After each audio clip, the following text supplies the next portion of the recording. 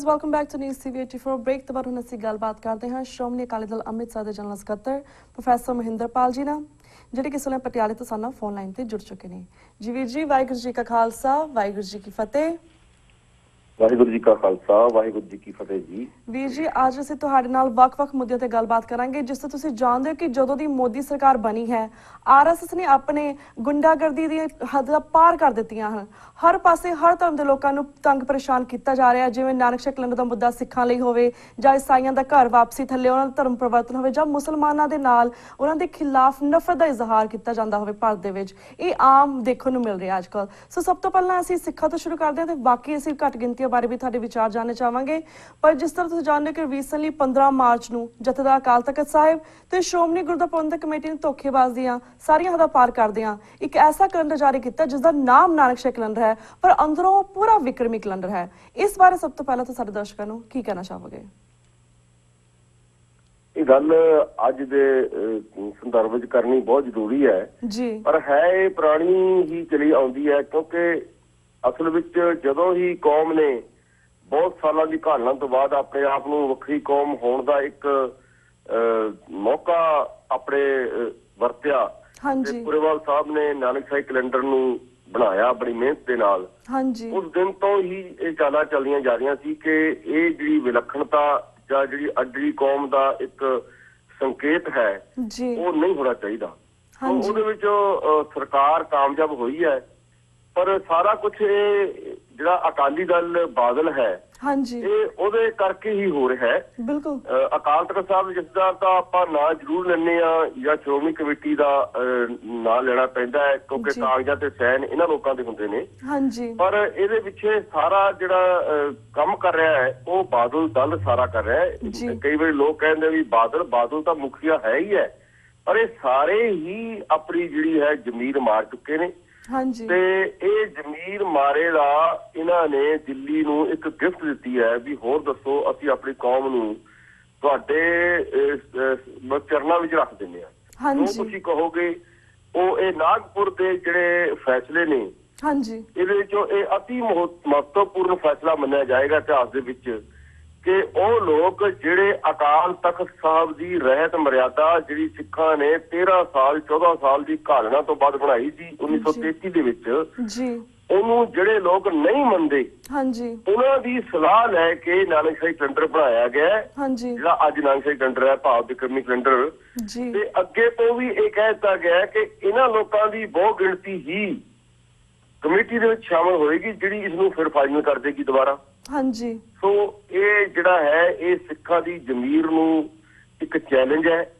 ਮੈਂ ਤਾਂ ਆਪ ਜੀ ਦੇ ਮਾਧਿਅਮ ਰਾਹੀਂ ਸਾਰੇ ਦੇਸ਼ ਵਿਦੇਸ਼ ਵਿੱਚ, ਖੈਰ ਵਿਦੇਸ਼ੀ ਸਿੱਖ ਇਸ ਪੱਖੋਂ ਵਧਾਈ ਦੇ ਪਾਤਰ ਨੇ ਕਿ ਉਹਨਾਂ ਨੇ ਮੁੱਖ ਤੌਰ ਤੇ ਜੋ ਖਬਰਾਂ ਤੁਸੀਂ ਦੇਖਦੇ ਆ, ਉਹਨਾਂ ਨੇ ਨਾਨਕ ਸ਼ਾਹੀ ਮੂਲ ਰੂਪ ਜਿਹੜਾ ਹੈਗਾ 2003 ਵਾਲਾ ਕੈਲੰਡਰ ਉਸੇ ਨੂੰ ਹੀ ਮਾਨਤਾ ਦਿੱਤੀ ਹੈ। ਪਰ ਫਿਰ ਵੀ ਜੇ ਕੋਈ ਬੰਦਾ ਭੁਲੇਖੇ ਵਿੱਚ ਰਹੇ ਤਾਂ ਮੈਂ ਆਪ ਜੀ ਦੇ ਇਸ TV ਮਾਧਿਅਮ ਦੇ ਰਾਹੀਂ ਇਹ ਜ਼ਰੂਰ ਬੇਨਤੀ ਕਰਨਾ ਚਾਹਾਂਗਾ ਕਿ ਸਿੱਖੋ, ਤੁਸੀਂ ਸ਼੍ਰੋਮਣੀ ਗੁਰਦੁਆਰਾ ਪ੍ਰਬੰਧਕ ਕਮੇਟੀ ਦੇ ਬਣਨ ਦਾ ਇਤਿਹਾਸ ਪੜ੍ਹੋ, ਹਾਂਜੀ, ਜਿਹੜਾ ਕਿ 1915 ਤੋਂ 2025 ਤੱਕ ਬਹੁਤ ਹੀ ਸ਼ਿੱਦਤ ਦੇ ਨਾਲ ਚੱਲਿਆ ਸੀ। ਜੀ, ਉਸ ਤੋਂ ਬਾਅਦ ਅੱਜ ਦੇ ਹਾਲਾਤ ਦੇਖੋ, ਸਾਰੀ ਗੱਲ ਸਮਝ ਆ ਜਾਏਗੀ। ਹਾਂਜੀ, ਇਹ ਸਾਰਾ ਦਇਆਨੰਦ ਸਰਸਵਤੀ ਦਾ ਸ਼ੁਰੂ ਕੀਤਾ ਸਿਸਟਮ ਹੈ ਜਿਹਦੇ ਵਿੱਚ ਸਿੱਖ ਜਿਹੜੇ ਬਲੈਕ ਹੋਲ ਵਾਂਗ ਜਿਹੜੇ ਨੇ ਉਹ ਜਾਈ ਜਾ ਰਹੇ ਨੇ। ਜੀ, ਬਿਲਕੁਲ। ਜੀ, ਜੀ, ਤੇ ਵੀਰ ਜੀ ਤੁਸੀਂ ਗੱਲ ਕੀਤੀ ਕਿ ਜਾਗਣਾ ਪਏਗਾ। ਬਿਲਕੁਲ, ਬਿਲਕੁਲ ਸਾਨੂੰ ਜਾਗਣ ਦੀ ਜ਼ਰੂਰਤ ਹੈ। ਪਰ ਵੀਰ ਜੀ ਜਿਸ ਤਰ੍ਹਾਂ ਲਾਈਕ ਤੁਸੀਂ ਗੱਲ ਕੀਤੀ ਕਿ ਸ਼੍ਰੋਮਣੀ ਗੁਰਦੁਆਰਾ ਪ੍ਰਬੰਧਕ ਕਮੇਟੀ ਹੋਵੇ ਜਾਂ ਅਕਾਲ ਤਖਤ ਸਾਹਿਬ ਹੋਵੇ, ਇਹਦੇ ਲਈ ਲੇਕਿਨ ਜਿਸ ਤਰ੍ਹਾਂ ਪਖੰਡੀਆਂ ਦਾ ਹੁਣ ਕਬਜ਼ਾ ਹੋ ਗਿਆ ਹੈ, ਉਹ ਕਿਸ ਤਰ੍ਹਾਂ RSS ਦੇ ਚਮਚੇ ਬਣੇ ਨੇ, ਹਿੰਦੂਤਵੀਆਂ ਦੇ ਚਮਚੇ ਬਣੇ ਹੋਏ ਨੇ, ਜਿਸ ਤੇ ਬਾਦਲ ਅਕਾਲੀ ਦਲ ਵੀ ਪੂਰਾ ਇਸ ਦੇ ਵਿੱਚ ਪੂਰਾ ਜ਼ੋਰ ਦਿੰਦਾ ਕਿ ਸਾਡੀ ਆਇਡੈਂਟੀਟੀ ਖਤਮ ਹੋ ਜਾਏ। ਪਰ ਇਸ ਵੇਲੇ ਸਿੱਖ ਕੌਮ ਨੂੰ ਜਾਗਣ ਦੀ ਜ਼ਰੂਰਤ ਹੈ, ਪਰ ਹੋਰ ਅਸੀਂ ਬਾਹਰ ਦੇ ਸਿੱਖ ਜਿਹੜੇ ਨੇ ਜਿਹੜੇ ਉਹ ਵੀ ਜਾਗੇ ਨੇ, ਅਸੀਂ ਕਿਸ ਤਰ੍ਹਾਂ ਆਪਣੇ ਭਾਰਤ ਵਿੱਚ ਬੈਠੇ ਸਿੱਖਾਂ ਦੀ ਮਦਦ ਕਰ ਸਕਦੇ ਹਾਂ? ਆਲਸੋ ਤੁਹਾਡੀ ਜਿਹੜੀ ਜਥੇਬੰਦੀ ਹੈ ਸ਼੍ਰੋਮਣੀ ਅਕਾਲੀ ਦਲ ਅੰਮ੍ਰਿਤਸਰ, ਉਹ ਇਸ ਸੰਬੰਧੀ ਕੀ ਕਰ ਰਹੀ ਹੈ ਇਸ ਵੇਲੇ? ਅਸੀਂ ਇਸ ਚੀਜ਼ ਨੂੰ ਪਹਿਲਾਂ ਹੀ ਭਾਂਪਦੇ ਆ। 26 ਦਸੰਬਰ ਨੂੰ ਹੀ ਸਾਹਿਬਜ਼ਾਦਿਆਂ ਦੇ ਦਿਨ ਦੇ ਉੱਤੇ, ਸ਼ਹੀਦੀ ਦਿਨ ਦੇ ਉੱਤੇ ਫਤਿਹਗੜ੍ਹ ਸਾਹਿਬ 'ਚ ਨਾਨਕ ਸ਼ਾਹੀ ਮੂਲ ਰੂਪ ਕੈਲੰਡਰ ਜਿਹੜਾ ਉਹ ਜਾਰੀ ਕਰਤਾ ਸੀ। ਹਾਂਜੀ, ਔਰ ਹਜ਼ਾਰਾਂ ਦੀ ਗਿਣਤੀ 'ਚ ਅਸੀਂ ਲੋਕਾਂ ਨੂੰ ਪਹਿਲੇ ਹੀ ਦੇਤਾ ਸੀ ਵੀ ਇਹੀ ਜਿਹੜਾ ਹੈ ਇਹ ਨਾਨਕ ਸ਼ਾਹੀ ਕੈਲੰਡਰ ਹੈ। ਹਾਂਜੀ, ਉਸ ਤੋਂ ਬਾਅਦ ਗਿਆਨੀ ਨੰਦਗੜ੍ਹ ਸਾਹਿਬ ਜਦੋਂ ਹਜੇ ਤੱਕ ਦਮਦਮਾ ਸਾਹਿਬ ਦੇ ਜਥੇਦਾਰ ਸੀ, ਜੀ ਉਹਨਾਂ ਨੇ ਵੀ ਸਾਡਾ ਪਾਰਟੀ ਦਾ ਜਿਹੜਾ ਨਾਨਕਸ਼ਾਹੀ ਕੈਲੰਡਰ ਸੀ, ਜਿਹੜਾ ਮੂਲ ਰੂਪ ਵਿੱਚ ਪੁਰੇਵਾਲ ਸਾਹਿਬ ਦਾ ਹੈ, ਹਾਂਜੀ ਉਸੇ ਨੂੰ ਹੀ ਜਾਰੀ ਕਰਤਾ ਸੀ। ਹਾਂਜੀ ਕੌਮ ਦੇ ਜਾਗਣ ਤੋਂ ਬਿਨਾਂ ਹੋਰ ਕੋਈ ਚਾਰਾ ਨਹੀਂ। ਅਸੀਂ ਉਪਰਾਲਾ ਕੀਤਾ ਤੇ ਅਸੀਂ ਕਰਦੇ ਰਹਾਂਗੇ। ਹਾਂਜੀ ਅਸੀਂ ਹੁਣ ਇੱਕ ਵੱਡਾ ਇਲੈਕਸ਼ਨ ਆ ਗਈ ਧੂਰੀ ਦੀ, ਅਸੀਂ ਬਾਈ ਇਲੈਕਸ਼ਨ ਲੜ ਰਹੇ ਹਾਂ ਜੀ ਤੇ ਉਸ ਤੋਂ ਬਾਅਦ ਅਸੀਂ ਕੋਈ ਬਹੁਤ ਵੱਡਾ ਇੱਕ ਸਿੱਖ ਸੰਮੇਲਨ ਕਰਾਂਗੇ, ਜਿਹਦੇ ਵਿੱਚ ਸਾਰੀਆਂ ਹੀ ਸਿੱਖ ਧਿਰਾਂ ਨੂੰ ਅਸੀਂ ਇਹਦੇ ਵਿੱਚ ਇਨਵਾਈਟ ਕਰਾਂਗੇ ਹਾਂਜੀ ਕਿ ਆ ਕੇ ਆਪਣੇ ਆਪਣੇ ਤੇ ਵਿਚਾਰ ਦਿਓ ਕਿ ਸਾਨੂੰ ਸਾਰਿਆਂ ਨੂੰ ਕੀ ਕਰਨਾ ਚਾਹੀਦਾ ਹੈ। ਜੀ ਬਿਲਕੁਲ। ਨਹੀਂ ਤਾਂ ਜਿਹੜਾ ਹੈ ਸਿੱਖ ਕੌਮ ਦੀ ਜਿਹੜੀ ਵਿਲੱਖਣਤਾ ਹੈ, ਹਾਂਜੀ ਉਹਦੇ ਤੇ ਵੱਡੇ ਅਟੈਕ ਹੋ ਰਹੇ ਨੇ। ਬੇਸ਼ੱਕ ਇਹ 1947 ਤੋਂ ਪਹਿਲਾਂ ਪਲਾਨ ਕੀਤਾ ਗਿਆ ਸੀ, 1947 ਚ ਇਹਦਾ ਰੂਪ ਦੇਖਿਆ ਗਿਆ, 25 ਧਾਰਾ ਵਿੱਚ ਪਾਤਾ ਗਿਆ, ਹਾਂਜੀ ਇਹ ਉਹਦਾ ਹੀ ਅਗਲਾ ਰੂਪ ਹੈ। ਹਾਂਜੀ ਪਰ ਗੱਲ ਇਹ ਹੈ ਕਿ ਰਾਜ ਕਰਨ ਦੀ ਲਾਲਸਾ ਹਾਂਜੀ ਲੋਕਾਂ ਦੇ ਵਿੱਚ ਡਰ ਪੈਦਾ ਕਰਕੇ, ਸਿੱਖਾਂ 'ਚ ਖਾਸ ਕਰਕੇ, ਤੇ ਹਾਂਜੀ ਲਾਲਚ ਪੈਦਾ ਕਰਕੇ ਜੀ ਇਹ ਇੱਕ ਕਲਚਰ ਬਣਾ ਦਿੱਤਾ ਗਿਆ ਜਿਹੜਾ ਸਿੱਖਾਂ ਦਾ ਕਦੇ ਵੀ ਨਹੀਂ ਰਿਹਾ। ਜੀ ਸਿੱਖਾਂ ਦਾ ਕਦੇ ਵੀ ਇਤਿਹਾਸ ਦੇ ਵਿੱਚ ਲਾਲਚ ਤੇ ਡਰ ਤੋਂ ਪ੍ਰਭਾਵਿਤ ਹੋ ਕੇ ਆਪਣੇ ਸਿਧਾਂਤ ਨੂੰ ਛੱਡਣ ਦਾ ਰਿਵਾਜ ਕਦੇ ਵੀ ਨਹੀਂ ਰਿਹਾ, ਜਿਹੜਾ ਇਹ ਪਿਛਲੇ ਕੋਈ 40 ਸਾਲ ਤੋਂ ਦਿਨੋਂ ਦਿਨ ਵੱਧਦਾ ਹੀ ਜਾ ਰਿਹਾ ਹੈ। ਦੇਖਣ ਨੂੰ ਆਇਆ ਸੀ, ਉਸ ਤੋਂ ਬਾਅਦ ਵੱਧਦਾ ਹੀ ਜਾ ਰਿਹਾ ਹੈ। ਸਿਰਫ ਸੰਤ ਜਰਨੈਲ ਸਿੰਘ ਭਿੰਡਰਾਂਵਾਲੇ ਇਹਦੇ ਵਿੱਚ ਇੱਕ ਐਸੇ ਹੀਰੋ ਦੇ ਤੌਰ ਤੇ ਆਏ ਸੀ ਜਿਨ੍ਹਾਂ ਨੇ ਪੁਨਰ ਸੁਰਜੀਤੀ ਲਿਆਂਦੀ ਸੀ ਕਿ ਸਿੱਖ ਵਿਰਸਾ ਹੈ ਕੀ ਹੈ ਤੇ ਅਸੀਂ ਕਰ ਕੀ ਰਹੇ ਹਾਂ। ਪਰ ਕਿਉਂਕਿ ਪ੍ਰਕਾਸ਼ ਸਿੰਘ ਬਾਦਲ, ਗੁਰਚਰਨ ਸਿੰਘ ਟੋੜਾ ਤੇ ਹੁਣ ਸੰਤ ਯੂਨੀਅਨ ਇੱਕ ਨਵੀਂ ਚੱਲੀ ਹੈ, ਇਹ ਧੁੰਮਾ ਜਿਹੜਾ ਨਾਗਪੁਰ ਤੋਂ ਸਿੱਧੇ ਲੈਣ ਲੱਗ ਗਿਆ ਸੰਦੇਸ਼, ਇਹਨਾਂ ਸਾਰਿਆਂ ਨੇ ਮਿਲ ਕੇ ਮਤਲਬ ਕਿ ਲੋਕਾਂ ਨੂੰ ਗੁੰਮਰਾਹ ਕਰਨ ਦਾ ਜਿਹੜਾ ਇੱਕ ਬੀੜਾ ਚੁੱਕਿਆ ਹੈ ਆਪਣੀ ਲਾਲਸਾ ਕਰਕੇ, ਆਪਣਾ ਰਾਜ ਭਾਗ ਦੇ ਕੋਲ ਚਮਚਾਗਿਰੀ ਦਿਖਾਉਣ ਕਰਕੇ। ਇਹ ਬਹੁਤ ਵੱਡਾ ਹੈ ਇੱਕ, ਮਤਲਬ ਕਿ ਕੋਈ ਗੱਲ ਨਹੀਂ, ਸਿੱਖਾਂ ਦਾ ਬਹੁਤ ਵੱਡਾ ਇਤਿਹਾਸ ਹੈ। ਸਾਨੂੰ ਸਾਡੀ ਪਾਰਟੀ ਨੂੰ ਆਸ ਹੈ ਕਿ ਇਹ ਜਿੰਨੇ ਮਰਜ਼ੀ ਕੋਸ਼ਿਸ਼ ਕਰ ਲੈਣ, ਕੋਈ ਹਰਿਆ ਬੂਟ ਰਹੋਰੀ ਜਿਵੇਂ ਗੁਰੂ ਸਾਹਿਬ ਨੇ ਕਿਹਾ, ਕੋਈ ਨਾ ਕੋਈ ਸਿੱਖ ਜਿਹੜੇ ਜਥੇਬੰਦੀ ਹੈ, ਜਿਵੇਂ ਅਸੀਂ ਕੋਸ਼ਿਸ਼ ਕਰ ਰਹੇ ਹਾਂ, ਹੋਰ ਵੀ ਕਰ ਰਹੇ ਨੇ, ਉਹ ਜ਼ਰੂਰ ਹੀ ਇਸ ਵਿਲੱਖਣਤਾ ਦੇ ਜਿਹੜੇ ਨੇ ਪੱਖ ਨੂੰ ਅੱਗੇ ਲੈ ਕੇ ਚੱਲਣਗੇ। ਜੀ ਬਿਲਕੁਲ ਬਿਲਕੁਲ ਵੀਰ ਜੀ, thank you so much for that information. ਤੇ ਵੀਰ ਜੀ ਹੁਣ ਅਸੀਂ ਬਾਕੀ ਦੇ ਘੱਟ ਗਿਣਤੀਆਂ ਨੇ ਇੰਡੀਆ ਦੇ ਵਿੱਚ, ਉਹਨਾਂ ਦਾ ਕੀ ਹਾਲ ਹੋ ਰਿਹਾ ਉਸ ਬਾਰੇ ਵੀ ਗੱਲਬਾਤ ਕਰਾਂਗੇ। ਸਭ ਤੋਂ ਪਹਿਲਾਂ ਸਟਾਰਟ ਕਰਦੇ ਮੁਸਲਮਾਨਾਂ ਤੋਂ। ਜਿਸ ਤਰ੍ਹਾਂ ਕਾਫੀ ਵੱਡੀ ਮੁਸਲਮਾਨ ਆਪਣੀ ਕਾਫੀ ਗਿਣਤੀ ਦੇ ਵਿੱਚ ਮੁਸਲਮਾਨ ਭਾਰਤ ਦੇ ਵਿੱਚ ਨੇ, ਐਂਡ ਉਹਨਾਂ ਨੂੰ ਘਰ ਵਾਪਸੀ ਨਾਮ ਥੱਲੇ ਕਾਫੀ ਪਿਛਲੇ ਲੰਮੇ ਸਮੇਂ ਤੋਂ, ਪਿਛਲੇ 8-9 ਮਹੀਨੇ ਤੋਂ ਕਨਵਰਟ ਕੀਤਾ ਜਾ ਰਿਹਾ ਹੈ, ਕਿਉਂਕਿ ਜਦ ਦੀ ਮੋਦੀ ਸਰਕਾਰ ਬਣੀ ਹੈ ਨੇ ਆਪਣੀ ਗੁੰਡਾਗਰਦੀ ਲਈ ਖੁੱਲ੍ਹੇਆਮ ਸ਼ੁਰੂ ਕਰ ਦਿੱਤੀ ਹੈ ਭਾਰਤ ਦੇ ਵਿੱਚ।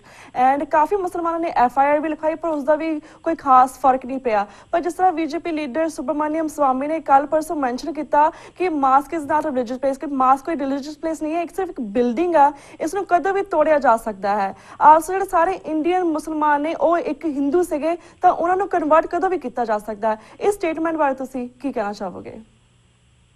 ਅਸਲ ਵਿੱਚ RSS ਜਿਵੇਂ ਭਾਗਵਤ ਜਾਂ ਸੁਬਰਮਨੀਅਮ ਸਵਾਮੀ ਨੇ ਦਿੱਤਾ ਹੈ ਜੀ, ਇਹ ਪਹਿਲਾਂ RSS ਦੇ ਪਲੇਟਫਾਰਮ ਤੋਂ ਗਿਆਨ ਦਿੰਦੇ, ਫਿਰ ਸਰਕਾਰ ਰਾਹੀਂ ਇਹਨੂੰ ਪੱਕਾ ਕਰਨ ਦੀ ਕੋਸ਼ਿਸ਼ ਕਰਦੇ ਨੇ ਜੀ। ਇਹ ਗੱਲ ਵੀ ਕੋਈ ਮੈਂ ਨਵੀਂ ਨਹੀਂ ਸਮਝਦਾ, ਕਿਉਂਕਿ ਜਿਹੜੀਆਂ ਵੱਡੀਆਂ ਪਾਰਟੀਆਂ ਨੇ, ਚਾਹੇ ਉਹ ਕਾਂਗਰਸ ਵੀ ਹੋਵੇ, BJP ਵੀ ਹੋਵੇ, ਜਦੋਂ ਬਾਬਰੀ ਮਸਜਿਦ ਢਾਈ ਗਈ ਸੀ, ਸ਼ਹੀਦ ਕੀਤੀ ਗਈ ਸੀ, ਉਸ ਵਕਤ ਵੀ ਕਾਂਗਰਸ ਸੈਂਟਰ 'ਚ ਬੈਠੀ ਸੀ ਤੇ ਸਟੇਟ ਦੇ ਵਿੱਚ BJP ਬੈਠੀ ਸੀ।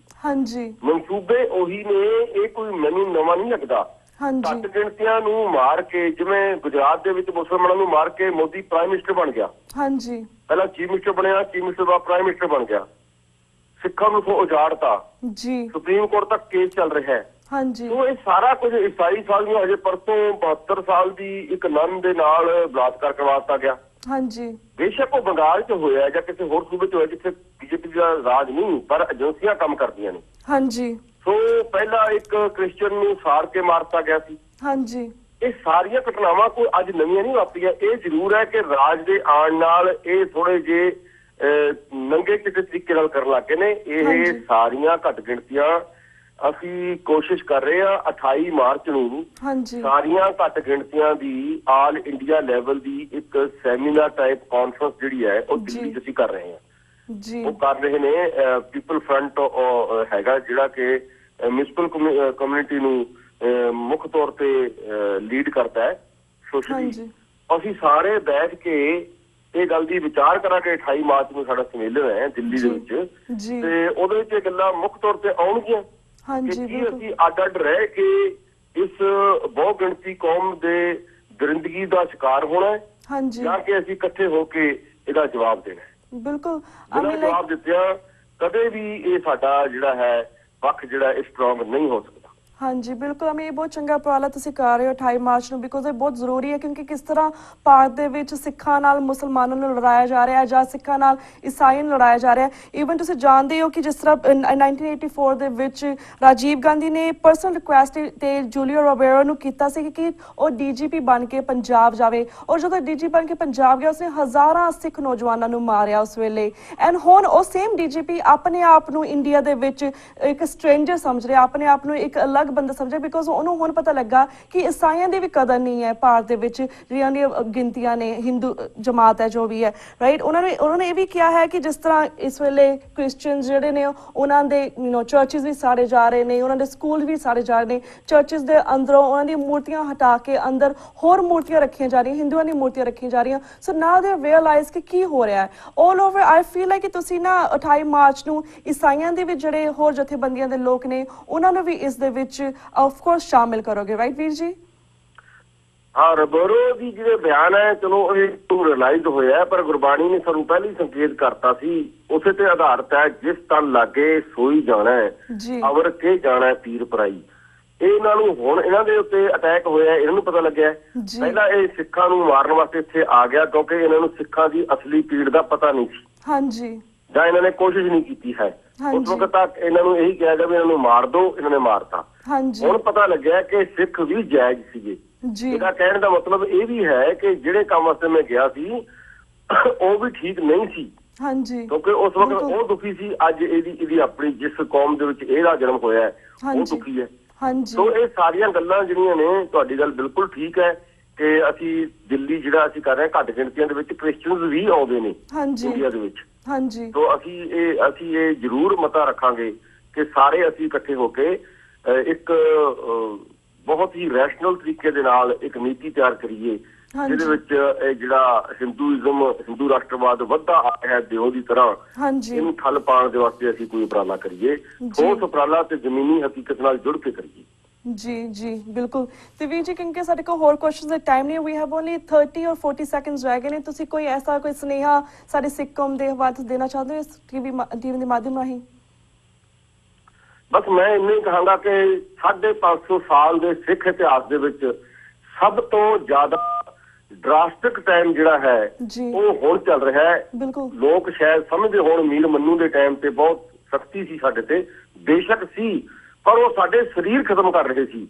ਅਸੀਂ ਸਰੀਰਾਂ ਦੇ ਖਤਮ ਤੋਂ ਕਦੇ ਵੀ ਨਹੀਂ ਘਬਰਾਏ, ਪਰ ਹੁਣ ਜਿਹੜਾ ਹੈ ਇਹ ਸਾਨੂੰ ਅੰਦਰੋਂ ਹੀ ਸਾਡੀ ਜ਼ਮੀਰ ਮਾਰਨ ਦੀ ਕੋਸ਼ਿਸ਼ ਜਿਹੜੀ ਕਰ ਰਹੀ ਹੈ। ਇਹਨੂੰ ਸਿੱਖ ਕੌਮ ਸਾਡੀ ਦੋ ਹੱਥ ਜੋੜ ਕੇ ਬੇਨਤੀ ਹੈ ਕਿ ਮਹਿਸੂਸ ਕਰੇ ਕਿ ਅਸੀਂ ਜੇ ਆਪਣੀ ਜ਼ਮੀਰ, ਆਪਣਾ ਸਿਧਾਂਤ ਅੰਦਰੋਂ ਮਾਰ ਗਏ ਤਾਂ ਅਸੀਂ ਕਿਸੇ ਵੀ ਤਰ੍ਹਾਂ ਇਸ ਧਰਤੀ ਦੇ ਵਿੱਚ ਆਪਣੀ ਹੋਂਦ ਨੂੰ ਜੀਵਤ ਨਹੀਂ ਰੱਖ ਸਕਦੇ। ਬਸ ਇਹ ਮੇਰੀ ਬੇਨਤੀ ਹੈ, ਇਸ ਚੀਜ਼ ਨੂੰ ਸਮਝਣ ਦੀ ਕੋਸ਼ਿਸ਼ ਕਰ। ਜੀ ਬਿਲਕੁਲ ਵੀਰ ਜੀ ਥੈਂਕ ਯੂ ਸੋ ਮਚ ਕਿ ਤੁਸੀਂ ਇਹਨਾਂ ਮੁੱਦਿਆਂ ਦੇ ਉੱਪਰ ਆਪਣੇ ਵਿਚਾਰ ਸਾਡੇ ਦਰਸ਼ਕਾਂ ਨਾਲ ਸਾਂਝੇ ਕੀਤੇ। ਹੁਣ ਅਸੀਂ ਤੁਹਾਡੇ ਕੋਲ ਇਜਾਜ਼ਤ ਲੈਣੇ ਕਿਉਂਕਿ ਸਾਡਾ ਵਕਤ ਸਮਾਪਤੀ ਵੱਲ ਜਾ ਰਿਹਾ ਵੀਰ ਜੀ। ਸੋ ਵਾਹਿਗੁਰੂ ਜੀ ਕਾ ਖਾਲਸਾ, ਵਾਹਿਗੁਰੂ ਜੀ ਕੀ ਫਤਿਹ। ਬਹੁਤ ਧੰਨਵਾਦ ਟੀਵੀ 84 ਦਾ, ਤੁਹਾਡਾ ਰੀਤ ਕੌਰ ਜੀ, ਤੇ ਮੈਂ ਤੁਹਾਨੂੰ ਸਾਰਿਆਂ ਨੂੰ ਫਤਿਹ ਬੁਲਾਉਣਾ। ਵਾਹਿਗੁਰੂ ਜੀ ਕਾ ਖਾਲਸਾ, ਵਾਹਿਗੁਰੂ ਜੀ ਕੀ ਫਤਿਹ। ਤੇ ਵੀਅਰਸ ਇਸ ਦੇ ਨਾਲ ਅਸੀਂ ਤੁਹਾਡੇ ਕੋਲ ਇਜਾਜ਼ਤ ਲੈਣੇ ਹਾਂ। ਕੱਲ ਨੂੰ ਮਿਲਾਂਗੇ ਸੇਮ ਟਾਈਮ ਸੇਮ ਸ਼ੋ ਤੇ। ਤਦ ਤੱਕ ਲਈ ਵਾਹਿਗੁਰੂ ਜੀ ਕਾ ਖਾਲਸਾ, ਵਾਹਿਗੁਰੂ ਜੀ ਕੀ ਫਤਿਹ।